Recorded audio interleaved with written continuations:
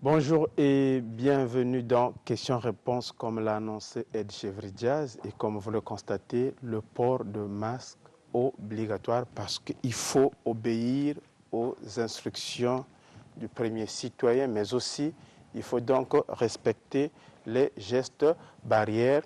Je reçois sur ce plateau l'apôtre Richard Fila Saint-Eudes de la mission évangélique L'œuvre de Dieu.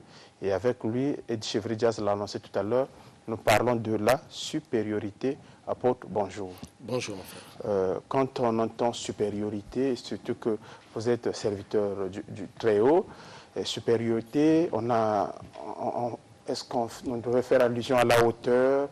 Est-ce que c'est la domination? Est-ce que c'est une manière de dire que Dieu est au contrôle et que Dieu est au-dessus de toutes choses? Merci. Vous l'aurez dit en partie.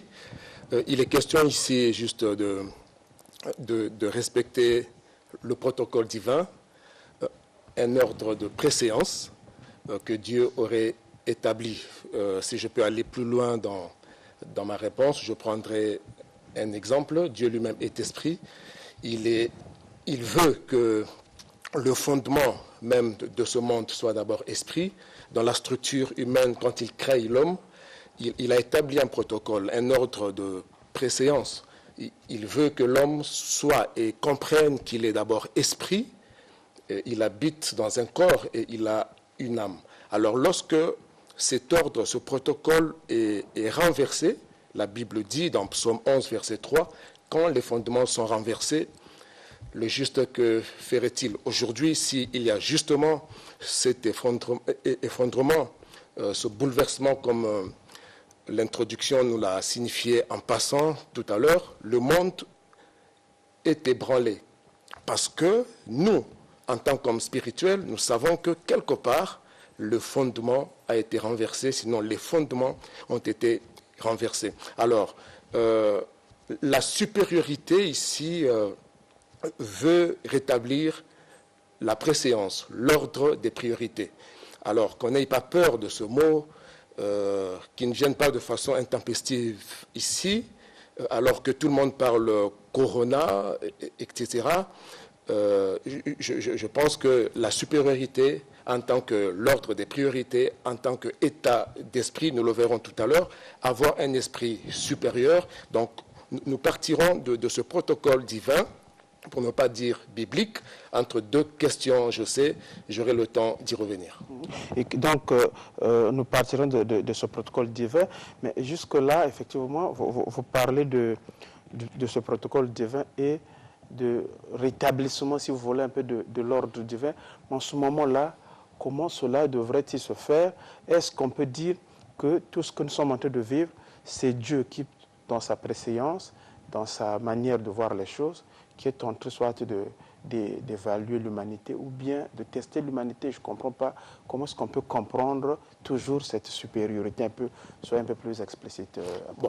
Ce qui est vrai, c'est que Dieu, dans son amour, il revient toujours vers l'homme. Nous vivons en même temps les conséquences de notre inconséquence. Nous avons désobéi à Dieu dès le départ et aujourd'hui nous sommes livrés, comme dit la Bible, reconnaît la Bible, que le monde est sous la puissance du malin par le péché, etc.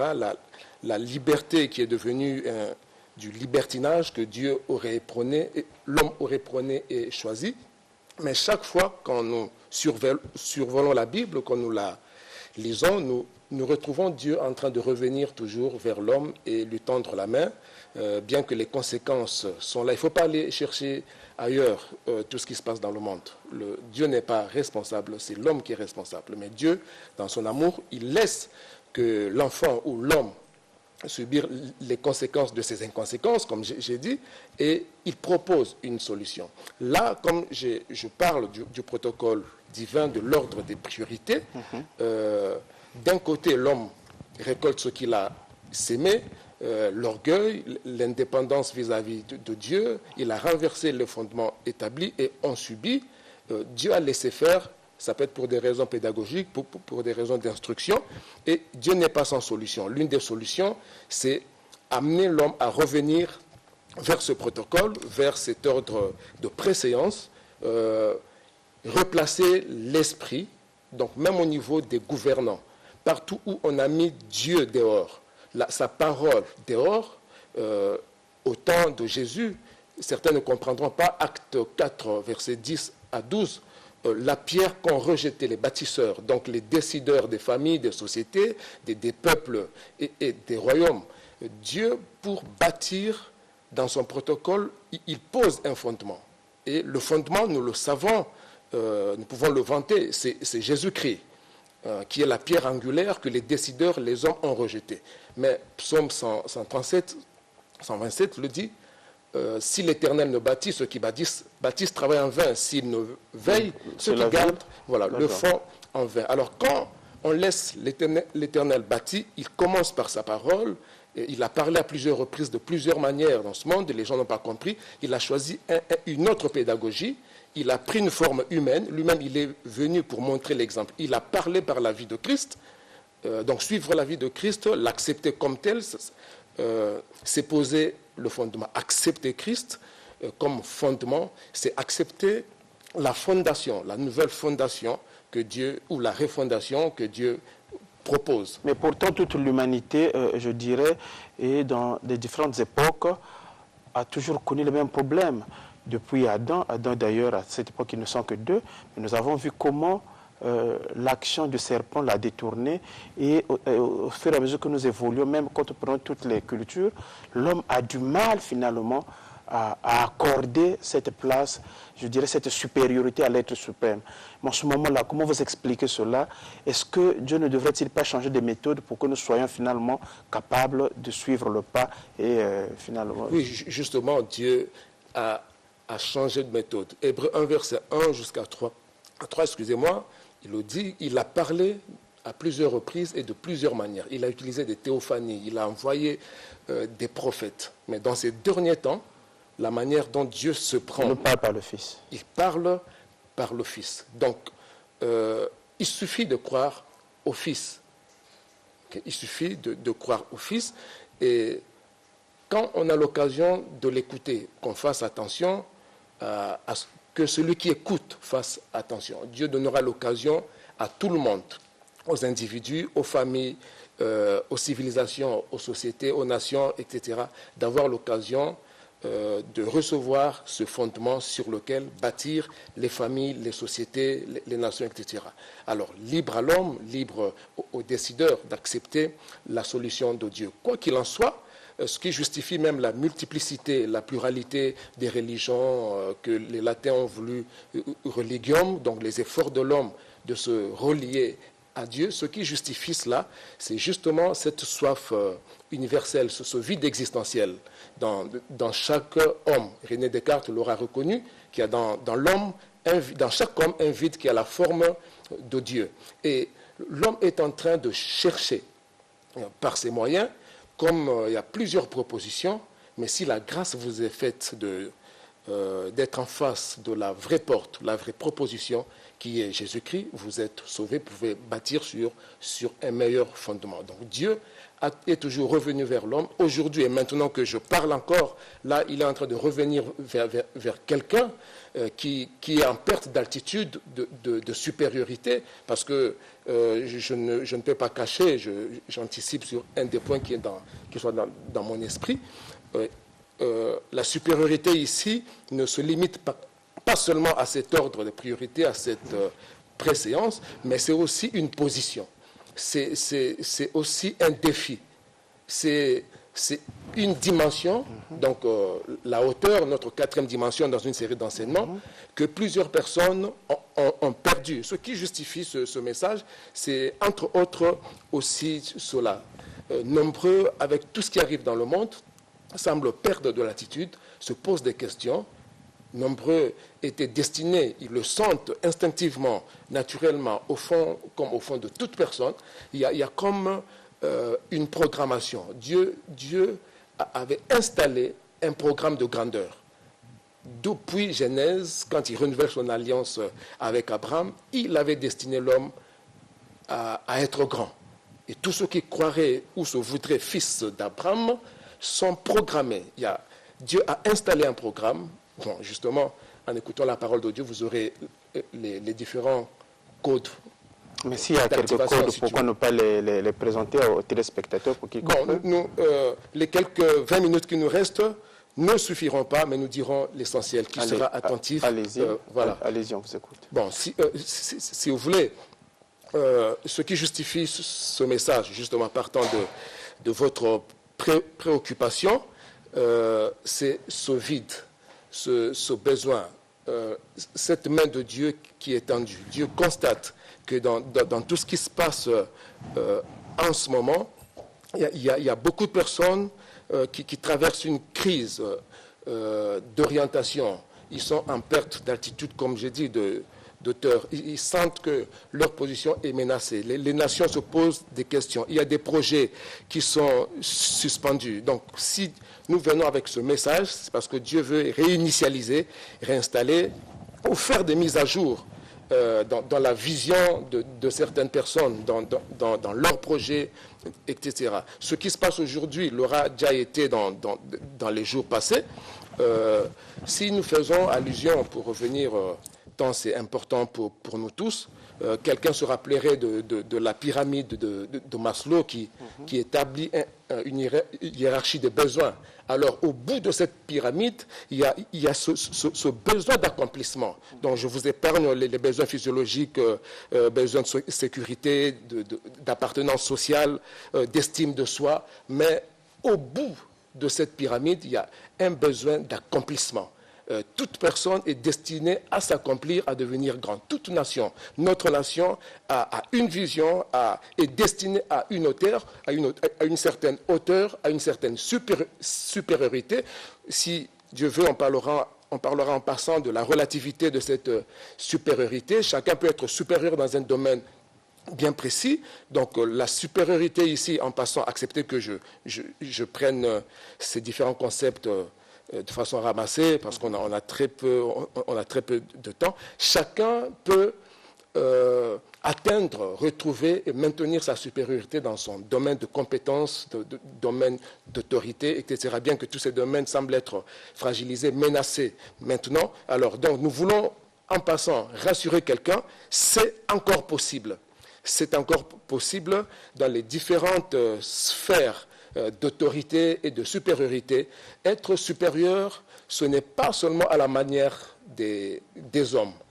On veut d'abord un regard, une approche spirituelle. Nous sommes aussi des petits Christ, étant donné que le Christ, c'est le supérieur des supérieurs. Je suis d'accord avec vous. Certainement ceux qui ont cru en lui. Bon, il ne suffit pas de le dire. Il faut vraiment croire et obéir. Il ne suffit pas de se déclarer pour Christ. Il faut l'être réellement, il faut obéir, il faut marcher comme lui. Donc, dans nous tous, même chez les disciples, dans Luc 22, on retrouve leur cri presque instinctif. Ce n'était pas un péché, mais c'est l'expression de la nature humaine. C'est l'expression de ce vide, de cette programmation à la grandeur. Il est arrivé au chapitre 22 de Luc qu'une discussion s'élève au milieu d'eux. Qui devrait être le plus grand? Ce n'est pas un péché, mais c'est la nature humaine. Donc cette programmation, si c'est mal orienté, peut aller vers l'égocentrisme, vers l'orgueil, vers les prétentions, vers la domination. Et j'ai envie de vous poser la même question que les disciples. Finalement, comment devrait vivre, comment devrait-on reconnaître quelqu'un qui a été élevé, quelqu'un qui a bénéficié de la grandeur, sinon de la supériorité de la part du Christ? De la part du Christ, faisons simple. Il y a deux valeurs fondamentales qui peuvent tout résumer. L'amour, l'humilité. Ici, dans notre enseignement, ça fait partie des facteurs, okay, de facteurs ou dans la dynamique de la supériorité. Donc, toutes les forces réunies, cette synergie d'énergie qui nous positionne, qui nous pousse vers le sommet. Alors, à la base, au soubassement de toutes ces valeurs qui créent cette synergie, il y a l'amour et l'humilité. Avec ces deux, nous avons tout le reste. Donc, quand vous avez l'amour, vous n'êtes plus orgueilleux, vous n'êtes plus égoïste, vous n'êtes plus mesquin d'esprit. Vous êtes large Et ça paraît simple de dire, l'amour, ça paraît simple, mais malheureusement. apparemment c'est la chose la plus difficile à connaître. C'est la plus difficile, mais à l'école de Christ, les principes du leadership chrétien ou christique, si vous voulez, s'établissent, se fondent, se bâtissent sur ces deux grandes valeurs qui résument toutes les autres, l'humilité, l'amour. Là-dedans, vous avez le sacrifice. Même en politique, dans le milieu professionnel, partout où le leadership s'impose, lorsqu'on n'a pas ces deux valeurs, on peut être grand selon le regard des hommes. 1 Samuel 16, verset 7, l'homme regarde à l'apparence, à la taille sociale, à la taille intellectuelle, à la taille financière ou matérielle, mais la vraie valeur, c'est à l'intérieur. Dieu regarde au cœur. Si on veut bâtir selon Dieu, il faut revenir au cœur, parce que c'est dans le cœur de l'homme que commencent les guerres, donc les jalousies et tout. Ce n'est pas ce qui entre, mais ce qui sort, donc les motivations intérieures. C'est pourquoi l'évangile, Jésus, commence par traiter les problèmes à la racine, parce que les mêmes causes produisent les mêmes effets. Donc on peut apporter des solutions, même maintenant, les solutions politiques, les solutions scientifiques, les solutions intellectuelles, sociales, c'est déjà bien, c'est déjà bien. Mais tant qu'on sous-estimera, on méprisera les solutions spirituelles, on n'a pas encore rebâti, parce que les causes premières sont d'abord spirituelles. Donc le fondement même de la supériorité, si le Congo, si les églises, si nos sociétés veulent retrouver la supériorité programmée par Dieu, il faut aller au fondement, il faut aller au cœur, à l'esprit de l'homme. Question de curiosité, apôtre. Je vous en prie. Aujourd'hui, quand nous observons l'Église congolaise, on voit ce qu'elle a, mais on a l'impression qu'elle ne vive pas la supériorité. On a l'impression qu'elle est dans autre chose que ce qu'elle devrait être, sinon la position voulue par le Christ. Comment vous expliquez cela? Bon, quant à l'Église, le psaume 11, verset 3 reste valable. Nous avons beaucoup à faire à ce niveau. C'est le moment. Nous avons une certaine lecture des situations. Nous savons que nous sommes en pleine réalisation des faits eschatologiques, ça veut dire dans l'étude des signes qui annoncent que ce monde va à sa fin. Réellement, Jésus l'aurait dit. Là, nous sommes en plein Luc 21, verset 11. Nous sommes en plein dedans. On a un cas de peste, une maladie épidémique, une maladie contagieuse. Nous sommes en plein dedans. Ceux qui savent lire la Bible, ils savent définir ce temps présent. Alors, c'est l'occasion pour l'Église de revenir au message essentiel, aux dispositions fondamentales que Jésus-Christ aurait laissées. L'heure n'est plus à prêcher des choses secondaires, terrestres, mais il faut revenir au protocole divin comme je l'ai appelé. Donc l'Église, on ne peut pas dire qu'en ce moment, a joué tout son rôle. Mais Dieu est en train de ramener aussi ses serviteurs à ce qui est fondamental. Je suis sûr que moi, le premier, je n'en sortirai pas comme cela. Si je faisais quelque chose de mieux, je ferais bien plus. Donc chacun, en ce moment, en tant qu'Église, en tant que serviteur de Dieu, est en train de se laisser enseigner, de revenir aux fondamentaux, à ce qui est plus important, aux valeurs fondamentales. C'est ce qui soutiendrait nos nations. Revenir aux fondamentaux, c'est ce qui soutiendrait nos nations. Mais vous avez aussi épinglé ici, vous avez évoqué le maintien. Et je pense que le plus important, ce n'est pas seulement atteindre la supériorité, mais c'est de se maintenir. Est-ce que l'amour, l'humilité suffiront, ou bien il y a d'autres facteurs qui accompagneront ces deux valeurs? Bon, il y a le travail. Le travail, c'est un principe biblique. Il faut de la diligence dans le travail. Il faut la foi, il faut la vision. Quand je parle de la foi, je parle implicitement de la vision. Par la vision, comment vous expliquez la vision? D'abord, regarder le monde, les humains, comme Dieu. quand nous avons la vision de l'humanité que Dieu a, que Dieu nous donne, nous n'allons plus instrumentaliser les humains. Nous n'en servirons plus comme un piédestal.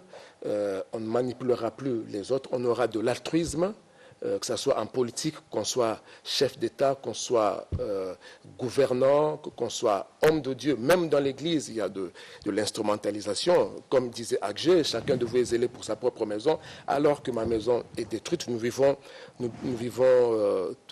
tout cela. Donc, il y a la foi, il y a la vision en tant que le regard de Dieu, en tant que les buts de Dieu. Donc, un sens assez aigu ou prononcé d'objectivité, se donner une bonne raison de vivre. La bonne raison, c'est de vivre pour les autres, non pour soi-même. Surtout si on est appelé au sacerdoce. Le sacerdoce, je ne réduis pas ça seulement à l'Église. Quand la politique est pour vous un sacerdoce, un apostolat, bon, il y a des gens pour des raisons alimentaires font la politique, même entrent dans le ministère. Mais nous encourageons ceux qui ont réellement l'appel de Dieu à gouverner, à diriger le peuple de Dieu, à être opérateur économique. Ça n'exclut pas l'excellence que d'être altruiste, que d'être humble, que d'être aimable, amable et tout ça. On ne perd rien. Au contraire, sur la balance de Dieu, c'est du qui perd gagne. Plus, il y a plus de bonheur, donc plus de bénédictions à donner qu'à recevoir. Celui qui jette son pain sur la surface de l'eau, le gagne au centuple. C'est comme c'est ce que vous voulez dire. Oui. Heureux de voir que vous lisez la Bible. Donc, c'est l'Ecclésiaste qui le dit. Lorsqu'on jette son pain sur la face des eaux, ça, on a l'impression de perdre quelque chose. En ce moment, nous devons encourager, par exemple, les efforts du gouvernement. Je reste persuadé qu'il y a encore à donner. Que ça soit, j'ai entendu en passant un cri qui demanderait au gouvernement, en commençant par le chef de l'État, de sacrifier la moitié des salaires, etc. Voilà, ça ne sort pas de nulle part comme cri, mais on peut dire pourquoi pas. Mais s'ils ne l'ont pas fait, on doit leur faire confiance. Je reste persuadé qu'ils peuvent faire plus que cela. Ils ont fait, on doit encourager. C'est aussi une sagesse. On ne doit pas être le premier à bondir et puis à faire grand. Okay? Moi, certainement que j'aurais fait la même chose. J'aurais fait humblement, pour ne pas dire que je peux, mais je suis sûr que nos dirigeants n'ont pas fini de donner comme les églises, comme les opérateurs économiques. C'est là où je voulais en venir. Plus de bonheur à donner. C'est là où je voulais en venir parce que depuis qu'on a observé un peu cette série des dons, on n'a pas vu une communauté qui s'est levée pour dire, au-delà de la parole que nous donnons aux uns aux autres pour se nourrir, mais apportant aussi le pain. Jésus a dit lui-même que donnez-leur vous-même à manger.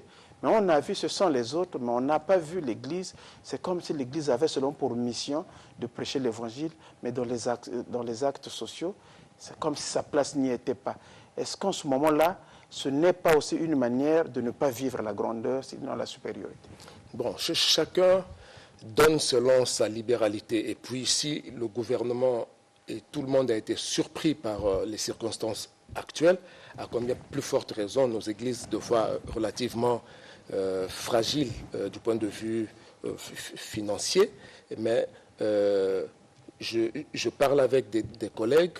Heureusement, je sens qu'il y a de la volonté, il y a un mouvement. Certains le font déjà parce que nous, dans notre déontologie, on n'est pas obligé de passer à la télévision. Nous avons une action, non, je ne le dirai pas comme ça ici, mais nous ne sommes pas passifs. Et puis, chacun donne selon sa libéralité, selon ses moyens. On a tous été surpris. Et il est difficile pour nous de nous rencontrer. On essaye de le faire, des réunions en ligne. Qu'est-ce qu'on peut faire? Comme j'ai dit, pour les dirigeants, ils n'ont pas fini de donner. C'était un geste symbolique. Ils continueront à le faire. Nous leur faisons confiance. De la même façon pour l'Église. D'une manière comme D'une autre, je suis sûr qu'il y a des actions qui se font en coulisses, comme on dit. Je sais de quoi je parle. Et d'autres encore sont prévues. Et après le 10 mai, on n'aura pas totalement fini.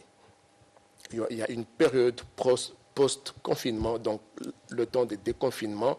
On n'aura pas fini d'aider les gens de prendre des mesures. Déjà qu'il y a quelques plaintes, c'est comme si les dons ne suffisent pas. Donc nous avons un plan. Dès que nous pourrions nous retrouver physiquement, on continuera à planifier comme nous sommes en train de le faire. Donc l'Église, dans sa faiblesse, a au moins cette vision sociale. Pasteur, certainement, c'est la dernière question. Je vous en prie. En résumé, sur la supériorité, qu'est-ce que tous ceux qui nous ont suivis pourront retenir, et aussi en cette période du confinement, donc du Covid-19? Alors, que l'on retienne que la notion de la supériorité relève du plan divin. Cette circonstance présente ne nous empêche pas, ne déprogramme pas le plan d'amour sur les hommes, le plan de Dieu sur le Congo, sur l'Église. Et que Dieu, en plein confinement, en pleine crise, dans cette pandémie, maintient qu'il y a encore de la place pour quelqu'un au sommet, il y a de la place pour quelqu'un dans les hauteurs. Dieu ne désactive pas son plan d'élévation, son plan de supériorité, de bénédiction, que quelqu'un qui avait baissé la tête, qui était désespéré, qui croyait qu'avec tout ça, peut-être qu'il a perdu des parents, il a perdu des structures, tout est bloqué, qu'il lève encore sa tête vers le haut, vers El Elyon. Dieu peut encore relever notre tête, relever l'économie, relever les ministères. Son plan demeure malgré tout. Et que cet état d'esprit, cette supériorité en tant qu'esprit supérieur, en excellence, en intelligence, surtout en spiritualité, en amour, en humilité, parce qu'on peut être supérieur, pas seulement socialement à certains égards, mais on peut être supérieur en dignité, supérieur en amour, en humilité. Que ces valeurs qui sont, on ne le dira jamais assez, plus importantes, l'emportent sur tout le reste. Et que les nations, notre pays, les leaders, les églises, respectent le protocole divin et rebâtissent sur le fondement qui a été donné, j'ai cité Jésus-Christ. Merci beaucoup, apôtre. Je rappelle que vous êtes apôtre de la mission évangélique, l'œuvre de Dieu. L'Église est située où? C'est vrai qu'en ce moment, on n'arrive pas à l'Église, mais certainement, vous avez des contacts par lesquels ceux qui veulent toutefois continuer à apprendre ces enseignements. Ok, je n'ai pas prévu parler ni de moi ni de l'Église, donc la preuve, c'est risqué de donner mon propre numéro de téléphone, 06 903 51 14, avec tous les risques. Voilà, le numéro est là. Ceux qui veulent arriver à l'Église peuvent bien nous contacter.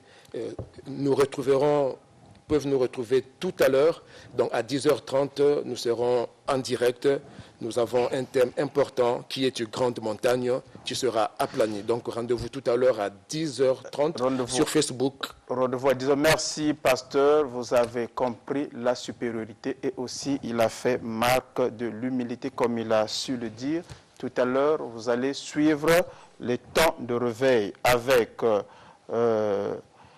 ce dont mon pays a besoin, notamment avec l'évêque Fortuné Ngatsé et les 4 piliers fondamentaux de la foi avec le pasteur Caleb et Pongola. Vous avez compris, c'est la fin de ce plateau questions-réponses, même si Borel, qui a fêté son anniversaire, est content de me suivre ce matin.